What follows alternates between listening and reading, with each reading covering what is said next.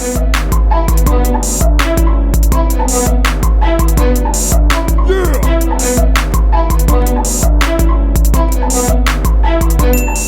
what's going on, everybody? It's your boy Steve Believes coming at you live from the heart of West Baltimore. Welcome back to the channel where we dive deep to observe what's going on around us through the lens of faith.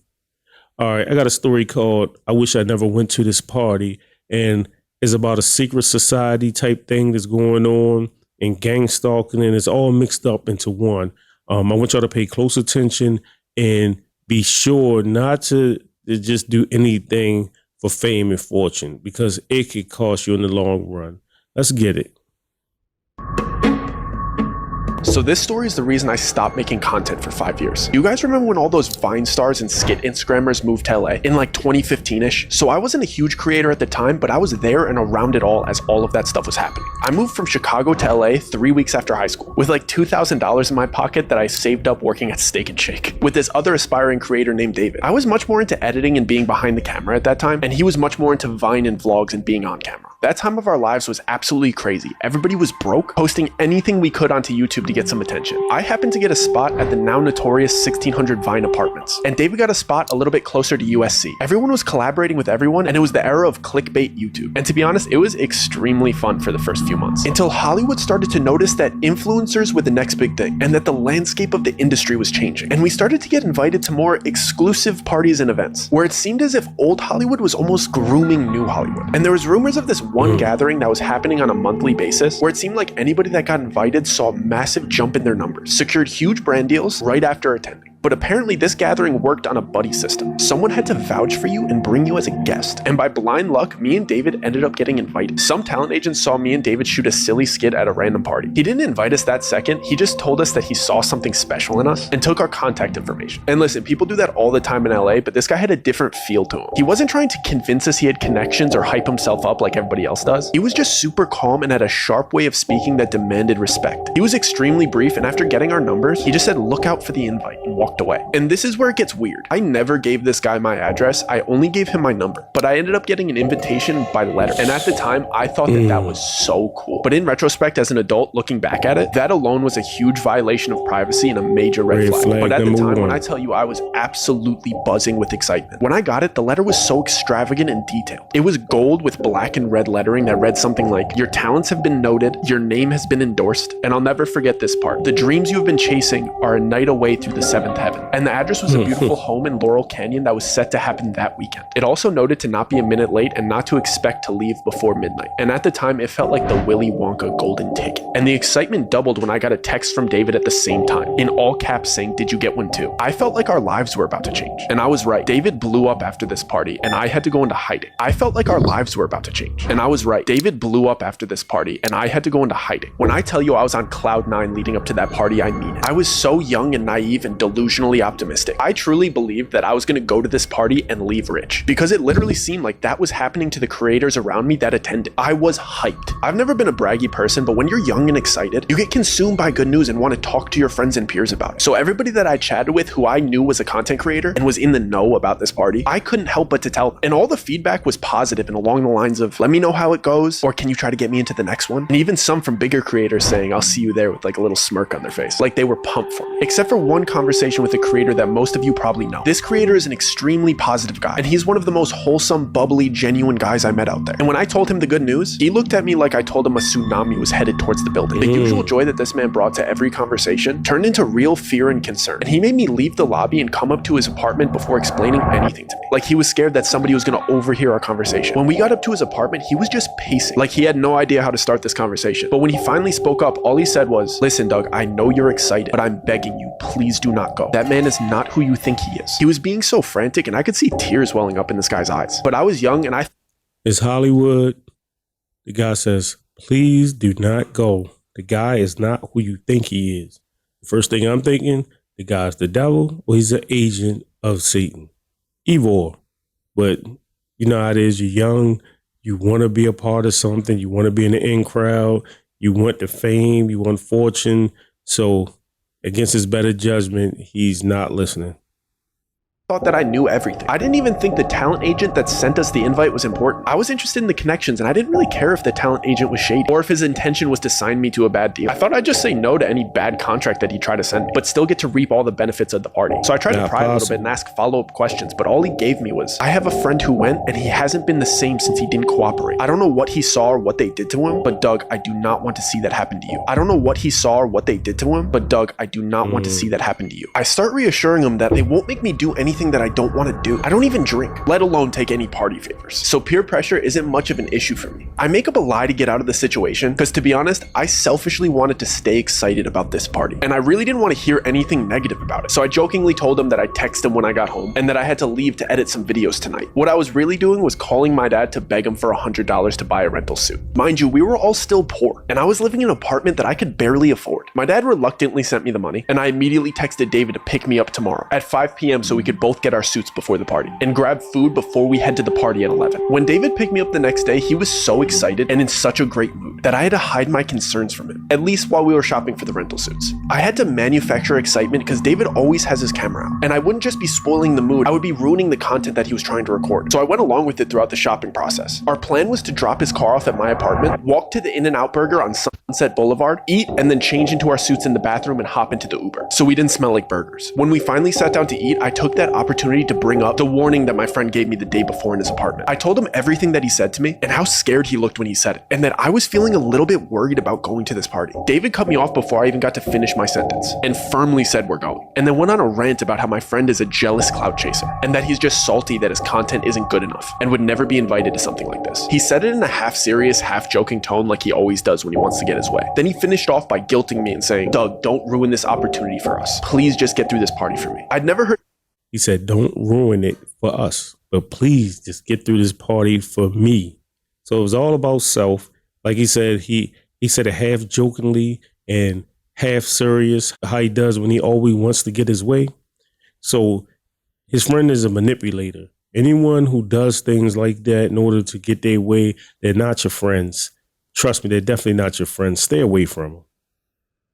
Anybody talk about my friend that way, but I'd known David for so much longer, so I trusted his judgment. So I nodded my head and called the Uber. We changed in the bathrooms and hopped into the Uber, and David starts recording again, so I have to pretend to be excited again. But once we got off the side streets and started driving up Laurel Canyon, I started getting anxious and internally panicking. If you're not familiar with Laurel Canyon, it's filled with beautiful homes, but at night it's extremely dark and borderline freaky, especially when you consider all the history with the Manson murders in that area. Part of me, the Manson murders, all this stuff is coming up, and he's thinking about all these things.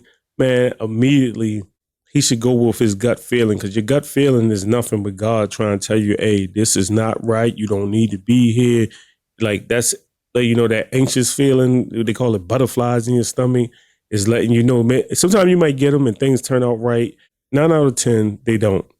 So when he started feeling like that, it was time for him to go back then, but he's listening to his friend, and he half wants to be famous and rich too. So, like, man, I understand, but I wouldn't have went. Feels like we're dropping ourselves off into a setup. But once we arrive, all of my worries get washed away. We pull into the driveway, and this house is beautiful and extravagant. And everyone waiting in line to walk in is smiling and laughing and friendly. So I get excited again. At the door, they take our phones and have us sign an NDA, which isn't uncommon in house parties like this in LA. And they give us a mask and a name tag with funny aliases. My mask looked like a bear, and David's looked like a bird. My alias was Stardust, which David got a crack out of. And his was Banshee. We enter what you could call like the lobby of the house. And as we're walking in, the apparent host of the party starts giving a speech. This man is very eccentric and outspoken, and he's got the cadence of a late night show host. And I spot the agent that invited us standing right behind him. The speech was basically just encouraging everybody to have fun and explaining the itinerary of the night. Apparently, this was a themed room party, and all of the guests were instructed to move to the next room whenever the grandfather clock chimed. He wrapped up his speech with some cheeky joke, and then one line that still irks me to this day. He said, "Have fun now. Our descent starts at midnight." I tried to give David the eyes that I didn't like where this party was going. This type of behavior from people that I saw as adults made me extremely uncomfortable. The moment the host wrapped up his speech, a couple of workers came out of the doorway. They were holding a couple sets of long poles. All of a sudden, music started playing, and everybody seemed like they knew what was going on. So I just went along with it. So I guess these parties start off with a big game of limbo. It's funny seeing people dressed so nicely playing a silly child's game, but it's even weirder seeing A-list celebrities being so excited to play. Because everybody had masks on, but when somebody that you grew up watching in movies walks by you with a quarter of their face covered, you still know it's them. I was amazed with how inviting and willing to introduce themselves these people were. I was expecting at least an undertone of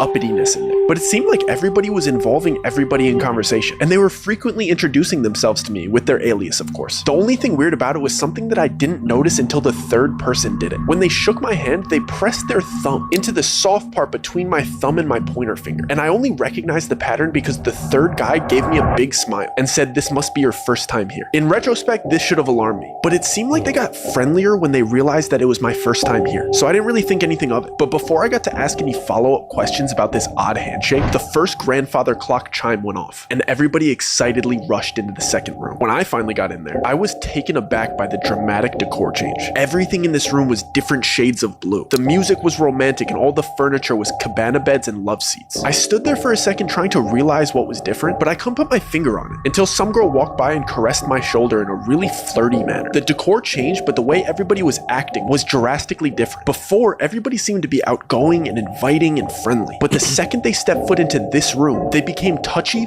flirty, and suggestive. I was only 19 at the time, so this type of behavior from people that I saw as adults made me extremely uncomfortable, especially when I saw that the cabana beds had curtains that you could close for privacy. And I realized that these people weren't just being suggestive, they meant it. I tried to give David the eyes that I didn't like where this party was going, but he seemed to be really enjoying the female attention, so I was on my own. I basically stayed in perpetual motion and walked laps until the next chime went off, so I didn't have to sit next to anybody for too long and let them get too comfortable. The clock finally went off and everybody rushed to the next room immediately. The weirdest part was the people that were in the private sections didn't even bother redressing except for the mask. I was in no rush to get to the next room, but I could see into it over the crowd of everybody's head. The walls were bright orange, but the smells that were wafting in from that room were amazing. And when I finally got in there, it was like the Hogwarts feast. It was table after table of the most delicious spreads I've ever seen. There was full tables for seafood, full tables for meats, full tables of sushi, and an entire wall of spirits. I almost started enjoying myself again, until I saw the way these people were treating this food. They were disrespectfully biting chunks out of delicious prime rib roasts. They were just shoving copious amounts of high-grade sashimi into their mouths and eating caviar like gluttony. The way that they were just grabbing with their hands and just spitting out things that they didn't like onto the floor ruined my appetite. At this point, I wanted nothing to do with these people.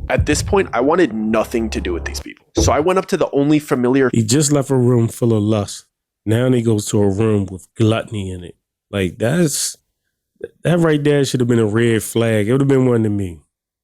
Face in the room. The agent that invited me was the only other person not eating, so I approached him and lifted up my mask so he'd recognize me, considering we'd only met one time. Before I even got out my greeting or got my mask halfway off my face, he abruptly pressed my mask back into place and sharply said, "Mask stay on till the 6th room." He did it in a way that seemed like I was embarrassing him for not knowing the rules. So to ease the tension, I jokingly replied, "So we're only halfway there, huh?" He didn't laugh or make eye contact. He just dismissively replied, "I encourage you to engage in the festivities. A slow drip is better than a flood." He started to walk towards the door as the clock chimed for the next room, like he knew it was about to go off. I didn't like that interaction at all. He's the one that invited me here, and he seemed to have no interest in talking to me. I just kept going over what he said the entire time while we were in the next room. This room was yellow and basically just a casino. I wanted to talk to David privately and let him know that I wanted to leave, but he seemed to just be caught up in the momentum of the party. Plus, there was a roulette table in the room, and David's freakishly good at roulette. So at this point, the winning streak that he's building is the center point of the party. I can't fully focus on what the agent said to me because I have to pretend to be excited about David's winning streak in a fake casino where you're not actually winning money. And like clockwork, the chime goes off. The entire party starts rushing to the next room again, and the vibe changes dramatically. I'm the last person to walk into the bright red room. This room didn't seem to have a specific activity like the others. It was just empty and bright red, and everybody was whispering to each other. For a split second, I thought it might be a big game of telephone or something silly like that, but as I started walking through and brushing shoulders with these people and hearing what they were saying to each other, I started questioning everything. The same people that I saw laughing and celebrating and eating together were whispering the most heinous, offensive comments directly to each other. I mean things that you wouldn't even say behind your friend's back, they were saying it to their face. I'm talking friendship-ending secrets and personal opinions about each other laced with envy and jealousy. I hurried to a quiet corner because I was sick of hearing everybody's dirty laundry after walking around for a minute and a half. And it all clicked. I knew exactly what this party was. I see the host ask the first person in line a question before having them. I don't know if y'all put it together yet, but it sounds like it's like the 7 deadly sins. I don't know how far they're gonna get all the way through them, but you got envy, lust, greed, gluttony. You know what I mean? Like I don't know. The first room, was it just to be like a kid and doing kiddie stuff just to get you to relax or whatever? But it's getting slowly and slowly more out of hand. Repeat something that he said. When I tell you I am done with this party, I'm absolutely not doing that. All the dots start connecting in my head while everybody's being horrible to each other around me. I'm trying to recap the whole night and remember the order of each room to solidify my suspicions. But the chime for the next room goes off. This time, everybody gets eerily quiet and calm, like they got all of their venom out. The host of the party announces for all of the newcomers to come to the front. All of the attendees form a single file line in front of the next room's door. There's about 10 other newcomers in front of me and David, and the agent that invited us is standing to the left of the door, and the host of the party is standing to the right. The host has a pile of books on the table next to him. I see the host ask the first person in line a question and then grab a book based on his answer. He would present the book to the person and place a diamond-shaped metal symbol on top of it before having them repeat something that he said. Then he'd take their mask off and let them enter the next room. I couldn't make out exactly what he was doing until there was only 2 people ahead of me in line. The books were Bibles, Qurans, Torahs, and so on. He would ask the person, "And which one is yours?" Whichever they chose, he'd grab it and place the metal symbol on top of it. He'd have you put your hand on top of the metal symbol and then repeat, "I am my own God. I bow to nobody but myself." When I tell you I am done with this party, and I whip my head around and I tell David I am absolutely not doing that. David whispered back in a joking tone like he always does, "Dude, it's just a party. Who cares? I'll see you in the next room." And he skipped me in line to show me that he'd do it first to make me feel more comfortable. He went through with it and giggled his way into the next room. It was my turn, so I tried to play it cool and whisper to the host, Told you shouldn't have been hanging around with David. David is not a friend. David has been with him for a long time, manipulating him. And David is easily manipulated because he wants fame and fortune more than anything in this world. And he's willing to go against God to get it. That lets you know what type of guy he's been. And the devil probably put that man in his life, you know, even though like David probably didn't realize he was in his life for that, but the devil put him there exactly so that he can make him go to this point and see if he can get him to turn on God. Like stuff like this is just, I mean, it's amazing how people don't realize it until it's almost too late.